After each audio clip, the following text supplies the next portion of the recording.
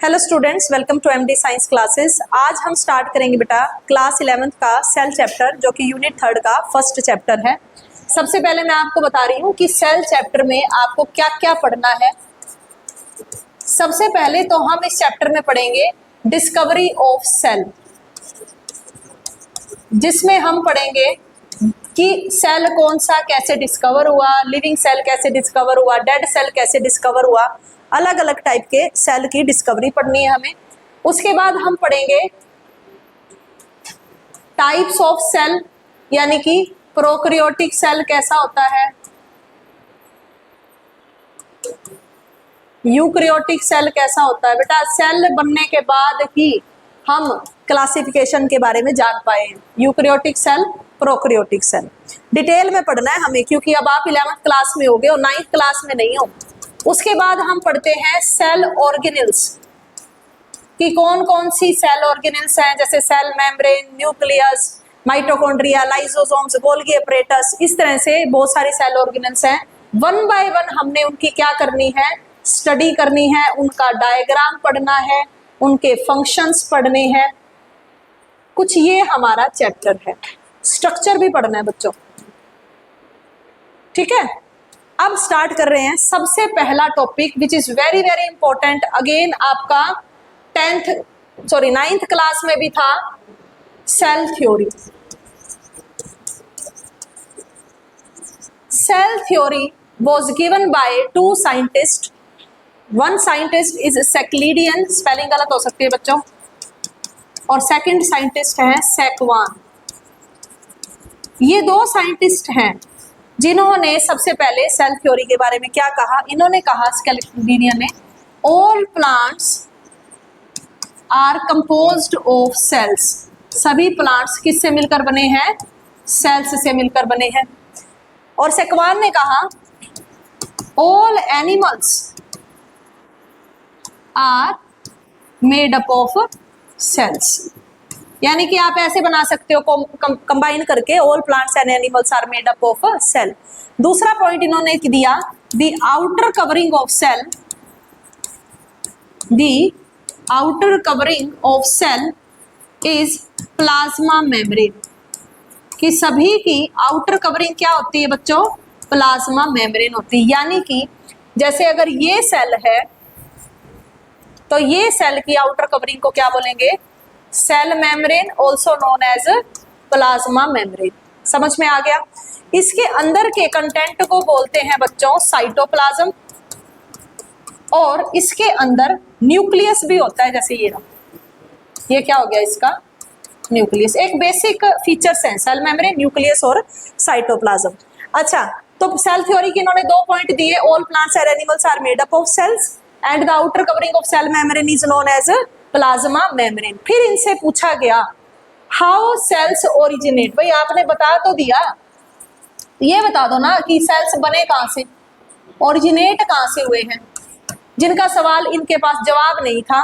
फिर एक नया साइंटिस्ट आया बच्चों, इनका नाम है रुडोल्फ विर्चो। रुडोल्फ विर्चो, ये तीसरा साइंटिस्ट है। इन्होंने क्या कहा, new sales originate from pre existing cells. ऐसे ही याद करना है आपको भी, जो नए सेल्स होते हैं वो पुराने सेल्स से बनते हैं। मान लो ये एक सेल है, ये सेल है, ये इसका न्यूक्लियस है। क्या होगा, इसके अंदर पहले क्या होगा, दो न्यूक्लियस बन जाएंगे बच्चों, ठीक है। और फिर इसी से दो सेल बन जाएंगे, एक सेल ये और ये सेल दूसरा। इसी को क्या बोलते हैं आप, इसको आप सेल डिवीजन बोलते हो। अच्छा, एक सेल से कितने बन गए, ये पहले पेरेंट सेल था जो एक है, अब इससे ये दो क्या बन गए, डॉटर सेल। यानी कि नए सेल कहां से आए, ये जो नए सेल हैं दो, ये कहां से आए हैं, ये पुराने सेल से आए हैं। यही रुडोल्फ विर्चो ने कहा, new sales originates from pre existing cells. तो आप अब क्या पढ़ते हो, मॉडर्न सेल थ्योरी में 3 पॉइंट आ जाएगा, ये वाला पॉइंट भी आपको ऐड करना है। और मॉडर्न सेल थ्योरी में साइंटिस्ट कितने आते हैं, मॉडर्न सेल थ्योरी में साइंटिस्ट भी आते हैं 3, ठीक है। तो इस इधर आप देखो, ये हैं वो 3 साइंटिस्ट, सेक्लिडियन, सेकवान और रुडोल्फ विर्चो। अगर आए सेल थ्योरी किसने दी तो बेटा दो साइंटिस्ट हैं, सेक्लिडियन और सेकवान। और अगर आ जाए मॉडर्न सेल थ्योरी में कितने साइंटिस्ट हैं तो बेटा फिर तीन आएंगे, ये विर्चो, सेकवान और सेक्लिडियन। कब दी इन्होंने थ्योरी? इन्होंने 1837 में तो इन्होंने दिया और 1838 में सेकवान ने दिया था अपना पोस्ट्यूलेट, और फिर जो ये विर्चो है इन्होंने अपना दिया। ठीक है, और ये हो गई हमारी सेल थ्योरी। अब एक टॉपिक और देखो बेटा, सेल डिस्कवरी।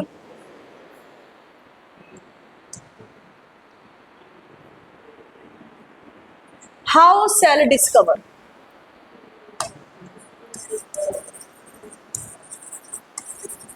सबसे पहला नाम आपको जो याद रखना है वो है बेटा रॉबर्ट हुक। रॉबर्ट हुक ने 1665 में, किसमें? 1665 में पहले एक सेल्फ मेड माइक्रोस्कोप बनाया। खुद से बेटा एक माइक्रोस्कोप बनाया। सबसे पहला माइक्रोस्कोप किसने बनाया था? रॉबर्ट हुक ने बनाया था 1665 में। फिर उन्होंने क्या किया? ही ऑब्जर्व्ड कॉर्क, जो कि बार्क ऑफ ट्री से निकलती है,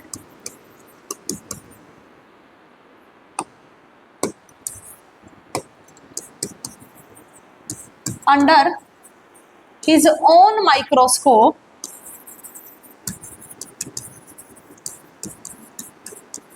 and called each compartment as cell। बेटा असल में किया क्या इसने? जो पेड़ का तना होता है ना, लकड़ी होती है, उसका इसने छोटा सा भाग लिया और खुद बनाया माइक्रोस्कोप, उसके अंदर उसे ऑब्जर्व किया तो इस तरह के कंपार्टमेंट दिखे, जैसे ये मैं बना रही हूं। मतलब ऐसे ना छोटे छोटे कमरे दिखे इसको माइक्रोस्कोप में, जैसे मधुमक्खी का छत्ता नहीं होता, ऐसे ऐसे करके इनको कंपार्टमेंट दिखे। इन्होंने एक एक कंपार्टमेंट का नाम क्या दे दिया? सेल। अब आपसे अगर पूछा जाए कौन सा सेल था, वो लिविंग था कि डेड था, तो याद रखना है ही ऑब्जर्व्ड डेड सेल। कौन सा सेल देखा बच्चों इन्होंने? डेड सेल, क्योंकि वो जो लकड़ी का तना होता है उसमें डेड सेल होते हैं, लिविंग सेल नहीं होते। डेड सेल देखा, हनी कॉम्ब जैसा स्ट्रक्चर देखा, इसको आप क्या बोलोगे? हनी कॉम्ब लाइक स्ट्रक्चर, यानी कि मधुमक्खी के छत्ते जैसा स्ट्रक्चर था। हर एक कमरे को इसने क्या बोल दिया बच्चों? सेल बोल दिया। ये थे रॉबर्ट हुक, 1665 में डिस्कवरी की। इन्होंने कहा कि सेल ना अंदर से खाली है, ये जो कमरे हैं अंदर से क्या है? खाली है। लेकिन ऐसा होता तो नहीं है, सेल के अंदर तो बहुत सारी चीजें होती है जो बाद में पता चली। अच्छा, रॉबर्ट हुक के बाद एक और साइंटिस्ट आए जिनका नाम है Anton van Leeuwenhoek. Anton van Leeuwenhoek. Anton van Leeuwenhoek ने क्या ऑब्जर्व किया? ही ऑब्जर्व्ड लिविंग सेल, और वो लिविंग सेल क्या था? Bacteria. Under the microscope from pond water. बेटा नाले का पानी लिया एक बूंद, जैसे ये स्लाइड है, इसके ऊपर नाले का पानी की एक बूंद रख दी। ठीक है, थोड़ा कलर चेंज करते हैं इसका, ऐसे ये नाले के पानी की बूंद रख दी। माइक्रोस्कोप में देखा तो इस पानी के अंदर इसको क्या दिखे? इस पानी के अंदर इसको दिखे बैक्टीरिया। और वो बैक्टीरिया कैसे थे बच्चों? जिंदा थे, लिविंग थे। तो पूछा जाए पहला डेड सेल किसने देखा, तो वो था रॉबर्ट हुक। पहला लिविंग सेल किसने देखा? So he was the Anton van Leeuwenhoek. इस टाइम तक भी सबको ऐसा लगता था सेल खाली होता है। उसके बाद नए साइंटिस्ट आए बच्चों, वो भी एक रॉबर्ट थे, रॉबर्ट ब्राउन। रॉबर्ट ब्राउन ने डिस्कवर किसको किया बच्चों? न्यूक्लियस को। ही discovered nucleus inside the cell. इन्होंने कहा कि सेल के अंदर क्या होता है? न्यूक्लियस होता है। न्यूक्लियस को क्या बोलते हैं? Nucleus is called as brain of cell. जैसे तुम्हारे अंदर दिमाग है ना, वो दिमाग तुम्हारे सभी ऑर्गन्स को कंट्रोल करता है। कोई भी ऑर्गन है वो किसके बेस पर काम कर रहा है, ब्रेन के हिसाब से। ब्रेन उसको इंस्ट्रक्शंस देता है कि पेट है तो खाना पचा, लीवर है तो तू बाइल जूस बना, ठीक है। इसी तरह से ब्रेन सेल का कौन है, न्यूक्लियस। यानी कि न्यूक्लियस बताएगा कि किसी सेल को क्या करना है। जो स्टमक के सेल्स हैं वो खाना पचाएंगे, पेप्सिन है वो अलग काम कर रहा है, ट्रिप्सिन है अलग काम कर रहा है। उन सबको कौन बता रहा है कि तू प्रोटीन का ब्रेक डाउन कर या तू फैट का ब्रेक डाउन कर, कौन बताता है बेटा, उसका खुद का न्यूक्लियस बताता है। तो न्यूक्लियस को क्या बोला जाता है, brain of cell, and it was given by Robert Brown. तो कहने का मतलब ये है, ये डिस्कवरी आपको याद करनी है बच्चों। क्या याद करोगे, आपको याद करनी है डिस्कवरी में